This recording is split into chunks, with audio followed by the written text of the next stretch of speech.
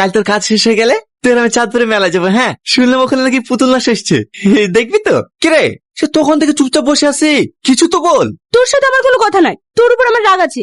আমি আবার কি করলাম? তোর কি কথা ছিল কাজ পাওয়ার পরে আমাকে একটা আলতা কিনে দিবি? এদিকে তো 10 দিন কাজ পাওয়া হয়ে গেল, আমাকে একটা আলতাও কিনে দিলি না। ও এই ব্যাপার, আচ্ছা ঠিক আছে, এ মাসের বেতনটা পাইলে তোকে আমি একটা আলতা কিনে দেবো, ঠিক আছে? এবার যাবি তো? কি হলো বল, বল না। হ্যাঁ যাবো।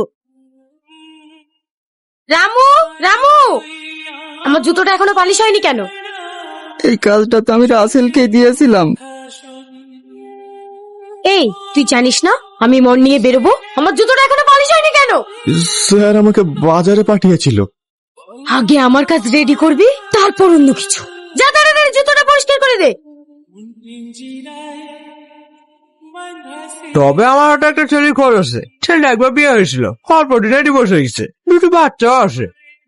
আপনারা যদি রাজি থাকেন তাহলে কথা বলে দেখতে পারেন। কি হলো, দেখবো? না, আপনার খাবার বন্ধুর জন্য ছেলে দেখতে হবে না। আমার বোনের এতটা সস্তা না যে আপনি যেখানে বলবেন বিয়ে দিতে হবে। আপনি যান এখান থেকে। ঘরে না নুন, ছেলে আমার মিঠুন। দেখবো দেখবো তোমার বোনটা কোথায় বিয়ে দাও। আপনি যান তো। কাঁদো না মা, উপরওয়ালার প্রতি ভরসা রাখো, উনি যা করবে ভালোর জন্যই করবে। আর তাছাড়া আমার বোন তো দেখতে খারাপ না। কাজে যাবি না? যাব। মন খারাপ? না। দেখ, তোর জন্য মাছ ভাজা নিয়ে এসেছি, খেয়ে নে। আমি খাবো না। আমিও খাইনি।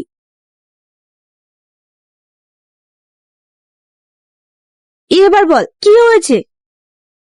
আমি এমন এক হতভাগা ভাই, আজ পর্যন্ত বোনগুলোর বিয়ে দিতেও পারলাম না।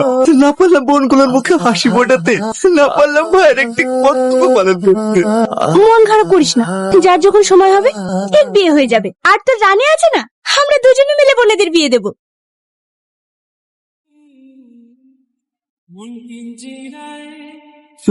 Sorry sir. এই রাস্কেল, তুই সারা জীবন ইনকাম করে এরকম একটা জুতো কিনতে পারবি না। কি সব কাজের লোক রাখো? তেমন কিছু হয়নি। কি হলো, এখনো দাঁড়িয়ে আছিস যে? জুতোটা মোচ।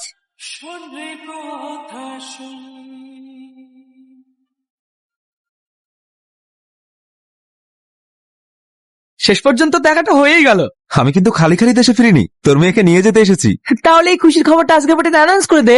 দাঁড়া, এটা সম্ভব নয়। কেন সম্ভব নয়? আমার মেয়ের একটা ফাড়া আছে। কি ভাড়া? আমার মেয়ের যার সাথে বিয়ে হবে সে ছেলেটা 1 বছর পরেই মারা যাবে। আরে আজকাল আধুনিক যুগে এইসব কুসংস্কারে কেউ বিশ্বাস করে নাকি? ওসব কিছু হবে না। না না, আমার একমাত্র ছেলে, যদি কিছু হয়ে যায়। এই একটা উপায় আছে, যদি কোনো গরিব ছেলের সাথে 1 বছরের এগ্রিমেন্টে সালমাই বিয়ে দিয়ে দিস, তার বিনিময়ে ছেলেটাকে কিছু টাকা দিয়ে দিবি, তারপর ছেলেটা মারা গেলে সালমার সাথে তোর ছেলে বিয়ে দিয়ে দিবি। আইডিয়াটা তো খারাপ না। কিন্তু এরকম ছেলে পাবো কোথায়? স্যার, এই ছেলেটার বিয়ে হয়ে গেছে? না। তাহলে তো বলিউডে তার ঘরেই আছে। কিন্তু ও কি রাজি হবে? কেন রাজি হবে না? শোন। হ্যাঁ স্যার, কিছু বলবেন? হ্যাঁ, তোর জন্য একটা কাজ আছে। কি কাজ? মেম সাহেবকে বিয়ে করবি? আগে পুরোটা শোন। তোর মেম সাহেবের একটা ফাড়া আছে, ওর প্রথমে যে ছেলের সঙ্গে বিয়ে হবে, বিয়ের 1 বছর পর সেই ছেলেটা মারা যাবে। আমরা সেরকম কোনো ছেলে খুঁজে পাচ্ছি না। তুই যদি বিয়ে করিস তোকে অনেক টাকা দেবো। দেখ, তুই যদি আমার মেয়েকে বিয়ে করিস তাহলে তোকে এত টাকা দেবো যেটা তোর কল্পনার বাইরে। আর তাছাড়া তোর তো বাড়িতে 2টো বিবাহযোগ্য বোনও আছে, তাদেরকেও ভালো জায়গায় বিয়ে দিতে পারবি। বিষয়টা ভালো করে ভেবে দেখ। Good boy. তাহলে আইডিয়াটা কেমন দিলাম?